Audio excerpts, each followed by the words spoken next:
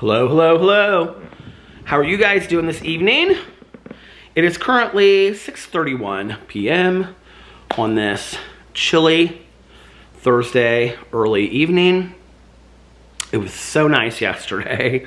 It was in the 70s. I was able to sit outside all day yesterday, and well, that was not the case today. It was cold outside, and yeah, it's been cold most of the day today. Boo Radley, are you wanting up here? Come here, honey. Yeah. Hold on a second. Let me get him. Oh, there you go, honey. I don't even know how cold it's been today. I would say probably like the upper 40s, early, maybe low 50s, but that is a stretch. It says 47 with a wind advisory. So, and Alex is getting ready to get off work, and then I don't know what we're gonna do. Maybe get something to eat, and then maybe watch a movie or something tonight. There's a couple movies that I want to see. The Oscars are next weekend. There's no way that I can watch all the movies for the Academy Awards before next weekend, but there's like 5 or 6 movies that I want to see. Well, I want to see the Whitney Houston movie, which is obviously not up for an Academy Award, but and I told Alex, I said, I knew that you wanted to see that, so I saved it for you when you came home. So he was like, yeah, I'm glad that you saved it, because I really do want to watch it. So we might watch that tonight and like just like get pizza or something. We haven't like actually ordered pizza in quite some time, so that might be fun. Last night we just made some food that we had around the house, and then we watched RuPaul's Drag Race, and then we watched Untucked, which is the after show. And I'm gonna have to, like, whenever he is like on his way home, because it's too cold to go outside and vlog, so when he gets home I'm gonna have to stop vlogging, or when he's like, you know, close. So this might be a short vlog tonight, just depends. Anyway, what was I gonna say? Oh, so we watched RuPaul's Drag Race, and then we watched Untucked, and then we watched the final episode of that Friends of WeHo, which, you know, I feel kind of like really conflicted about. Like when I first started watching it, I was like, I don't want to watch this. This is stupid. Like, why am I, you know, this is dumb, whatever. And I feel kind of like I'm glad that I watched it, so that, because I feel like a lot of people that I know like have opinions about it, and we've talked about it and whatever, but they haven't watched the show. So to watch it and have an opinion about it, you know, I'm glad that I do have that I've watched it, and then I can say, like, you know, I watched kind of like an educated opinion, so to speak. But anyway, I think, you know, the show was just a really missed opportunity, in all honesty. I mean, take out all of the drama and scandal with Todrick Hall and everything else that's gone on with the show. I just feel like it was a really missed opportunity. You know, I don't know that I think like necessarily it's a whole lot different. Like, you know, people were like, well, why do people have have issues with it when, like, you know, the Real Housewives are these women that have a lot of money and flaunt their clothes, and it's kind of just the same thing. It's these superficial, you know, gay men or whatever. But the problem is that there haven't really been many shows that have shown a collective group of gay men as friends up to this point. And so this was really like an opportunity for MTV and production companies to come together and show what a group of gay friends is really like. Number one. Number two, none of these guys were really that good of friends. Like, they really didn't know each other. They even said it on the show.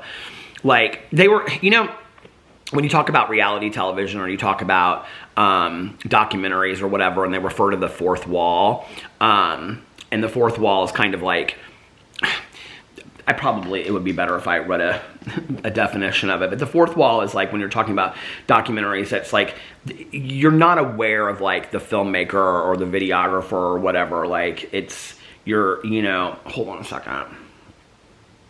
Fourth wall. Okay, the space which separates a performer or performance from an audience. The conceptual barrier between any fictional work and its viewers or readers. And it says he breaks the fourth wall by having Sam refer to the script and the play he's acting in. And they did that a lot in the show. Like, they would say things like, well, you just want to be the lead of the show, or I did the show because of this. I mean, they referenced, like, the show a lot. And it was obvious to me, like, really the only person that I really liked on it was, like, Brad Goreski. And, but I don't know. I just felt like it was a really missed opportunity. You know, there's a lot of gay guys that are, like, friends out there that are groups of friends, and they could have picked any group, you know, that, I mean, in any city that are professional and have the same issues that all of these people had. That, I mean, it was just, for me, like, the guy that was on the movie Mean Girls, his, Jonathan Barrett or whatever, his husband is on the show. He was likable too. I liked him as well. But for me, like, his participation on the show seemed like they were just trying to promote their business, which is this travel company.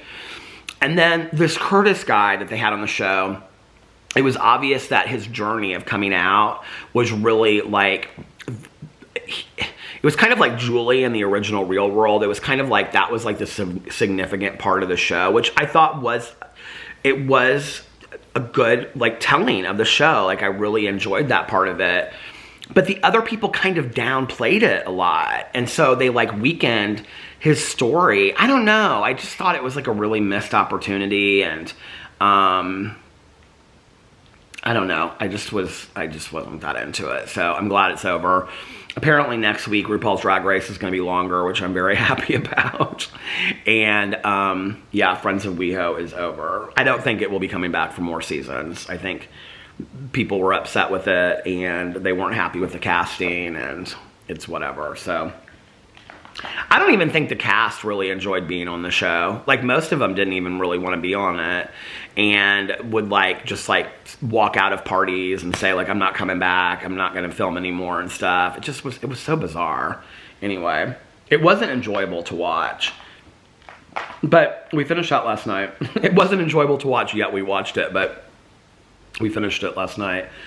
And then Alex watched 2 episodes of Watch What Happens Live, and I listened to my audiobook, which I just finished. Hold on a second. I started listening to this because Nikki was reading it, and she talked about it in the book club on that Sunday that we had it. So I was like, I'm going to listen to this book, and it's called Missing Dead Girls by, hold on a second, by Sarah Walters. Now, let me read the synopsis to you, and you tell me if you think it sounds good. Okay, so what is a friendship without a few secrets? It wasn't Tilly's choice to leave Philadelphia, but after everything that happened junior year, her mom insisted the quiet suburb of Willow Creek was the perfect place to get a fresh start, to put the trauma and rumors behind them. Madison Frank is a perfect distraction, beautiful, fun, and from the wealthy side of town. Madison is the kind of girl who has a pull stronger than gravity. She commands attention, even inspires obsession. And by the end of summer, Tilly's forgotten everyone she left in Philadelphia, almost.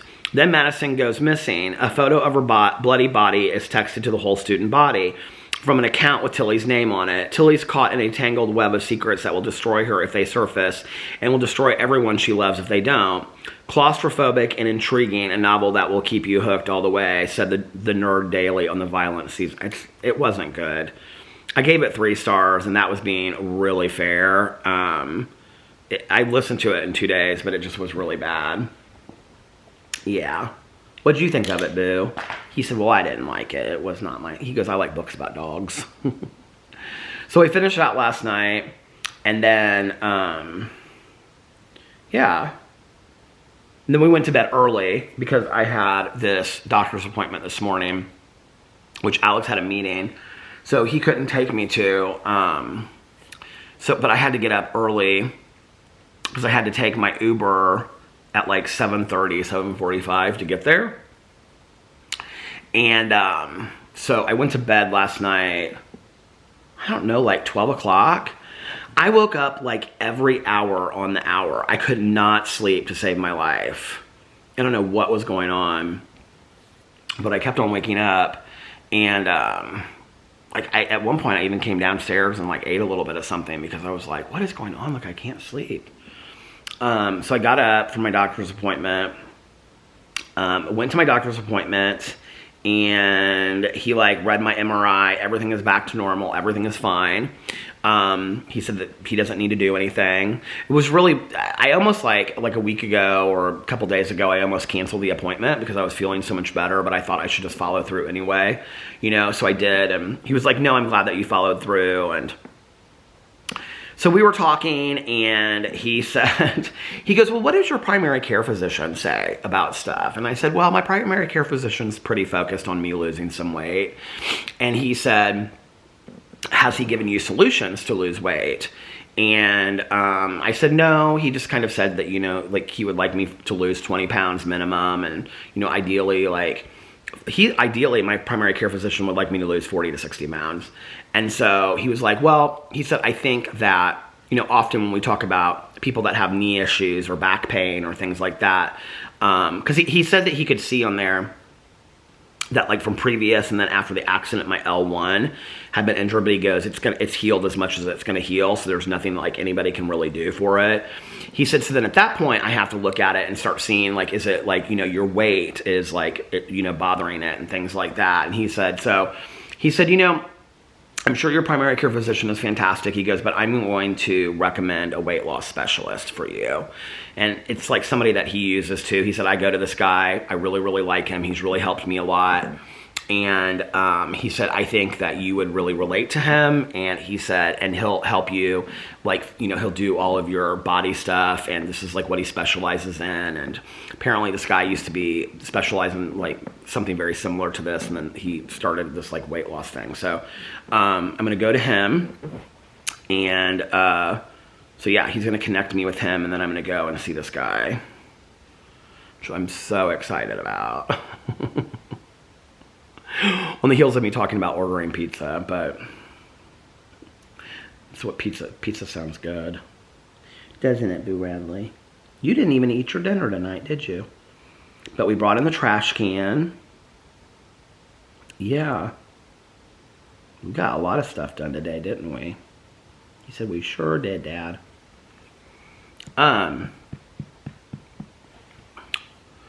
So, I don't know. To some degree, it's like, it was weird because like when he brought it up, I could tell like, I kind of wondered if like people respond differently to hearing that. Cause he kind of like, I could tell he was like a little nervous about saying it to me.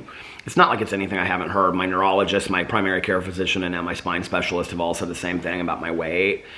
And, you know, he's like, Peter, I just want you to be in the best health possible and enjoy, which is what my goal has been in the last, you know, few months, is getting my teeth into order and, you know, getting like my blood pressure and everything into order. And that's why I'm doing all these tests and making sure that I'm keeping up with all these appointments, so that I'm keeping my health in check, because I want to live a long life. And I want to, as long as I live, I want to be able to, you know, enjoy my life. And I have to be healthy to do that. So I don't take it as like a criticism. I don't take it even like personally. I know that I need to lose weight. I know that I have all of these issues with food addiction, and my eating is just unhealthy, and I know it, you know, and therefore it affects my body, and then it affects my ability to do things and my enjoyment of living my life. And I don't want that. I don't want to live that way, you know? So I'm totally open to doing this. I mean, if I go and he, you know, says something that I'm like not into, then, you know, I'll get a second opinion or go to somebody else or whatever. But it's a start, you know, I think it's a start. Isn't it, Boo? So I went to that this morning, and usually after I go to like doctor's appointments, I sometimes like on the way home, like I go to, what do you call it? I go to like someplace to eat brunch or breakfast or something, usually that Big Bear's Biscuits.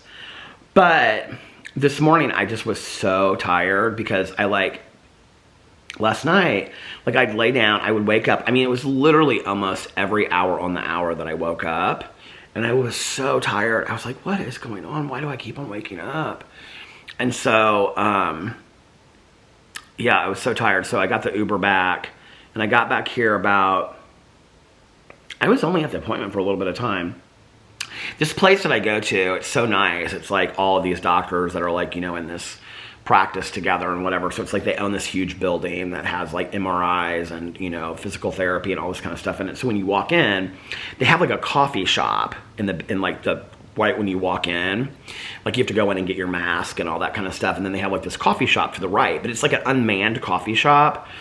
And there's no one there like charging you money or anything. And they have like a refrigerator with like all these little Diet Cokes. So when I came in, I got a Diet Coke, and when I left, I got, oh, Troy keeps on asking me to drink Diet Coke on this because he misses me drinking Diet Coke in my plastic cups. So it's so funny. I think part of it is I haven't been buying Diet Coke. Before Alex left, I bought a case of those. Actually, here, I'm gonna go get it right now. Hold on just 1 second. Okay, I'm back. I was just reading my phone. Alex just texted me and said heading home. So I've got about 10 more minutes, but I haven't been buying Diet Coke. I used to buy cases of it, you know, like when we would go to Costco or whatever. But I did buy because I wanted some soda around the house, which I've actually only drank one of these. This is the second one that I bought. I bought these little A&W root beers. So here, this is for Troy. Have my cup with my, there's the sound that I love so much. Here you go.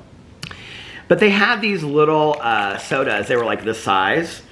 I love these little sodas. They have these little sodas of like everything that you would want, like Coke, Diet Coke, Sprite, everything. Shasta, probably.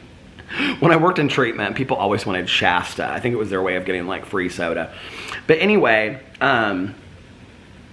so I got a Diet Coke when I went into the thing, and then I had to like sign this paperwork with this woman and stuff. She was super nice. And yeah, and then I went back for my appointment and stuff like that. And then when I was waiting for my Uber, they had this huge like Seattle's Best coffee machine. And you can like pick out which kind of coffee you want. You can make like espresso, you can make like hot chocolate, you can make like 3 different kinds of coffee and different like sizes and flavors. And I just had like a regular coffee, but I thought that was really fun. Those are like the things that like I get really cheesy about, that I love, that I'm like, oh my God, this is so cool. I love this so much. Isn't that so cheesy that I'm like that? But I am so much. I love that. I just think it's nice. Oh, and then they also have like, they have like granola bars, and they have like muffins, like you know, in those packages. And they have that, and then they have like bottles of water. It just is so nice, I think, that they do that, you know, for their patients. But so I had my appointment, and then I left. And then I took the Uber home. The Uber could not find the place to save his life. And so he finally called me. And I was like, well, I'm standing right out here, and here's the address. And then he figured it out. They kept on like taking him over the interstate. And so he took me home, and then I came home and I took Boo Radley outside, didn't we? We went outside, ran around, and then we went back to bed, and I slept. And I slept. It was so nice to sleep. It was cold outside. And I was super tired, and so I was like, when it is cold outside and you're super tired, get into bed. It was so cozy. I was so happy to be in bed, all cozied up in bed. So yeah, and we slept till about noon. I don't know what time I got home. My appointment was like at 8:45. My appointment went, so I got into the appointment about 9. It went like 15 minutes. I think I was home about 10 o'clock. So maybe I got into bed at 10 o'clock, I don't know. So anyway, that was that. And then I got up today and I did a bunch of stuff around the house. And filmed a drama video, filmed a Peter Does Stuff video, filmed a Peter Likes Book video announcing my book for March for Peter's book club, which I'm very excited about. You guys will have to go check it out. What is my book for Peter's book club in March? I think it'll kind of surprise people because it's a book that's been out for a while. So, but there's a reason why I picked this book, so I'm really excited about that. And then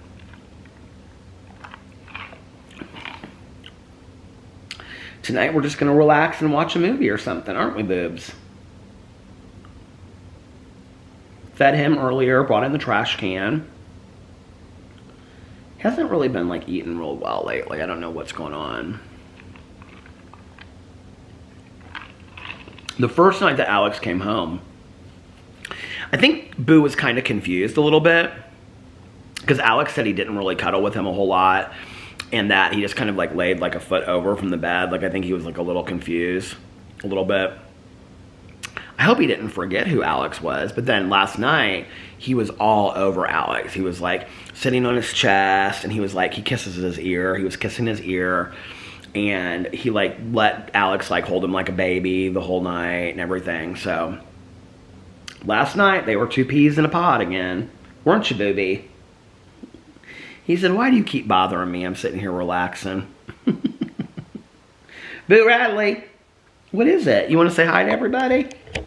He said, I want to say hi to everybody. Hello. All right, you guys. I know it's been like just 5 minutes, not 10 minutes, but I want to make sure that I'm off here and everything before Alex gets home. And what is the weather supposed to be like tomorrow? Tomorrow's Friday.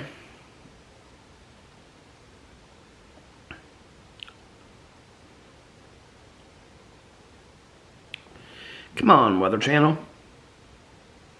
My Uber driver on the way home today was telling me that it's supposed to...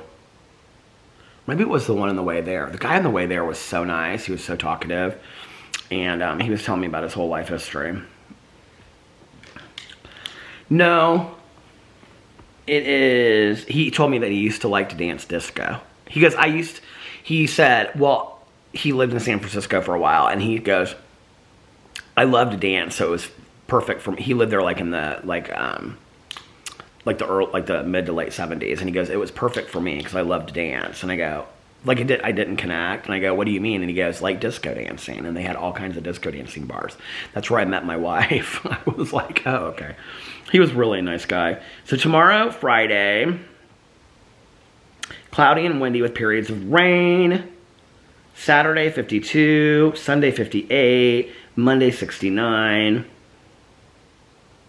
I'm just ready. Well, Monday, 69, that's nice. But it's supposed to be mostly cloudy outside. I'm just ready for the consistently a little bit warmer weather. Although I will say I'm very happy. I'm very grateful for the fact that it's been a pretty mild winter that we've gotten through, you know. And it hasn't been really that hard. So, cheers to that. And, all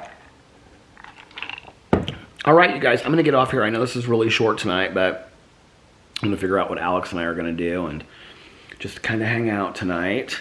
And I will be back tomorrow with hopefully a little bit of a longer vlog. So anyway, I love you guys so much. Thanks for hanging out with me. And I hope that you are having a magically amazing Thursday. And if nobody else has told you this today, I love you.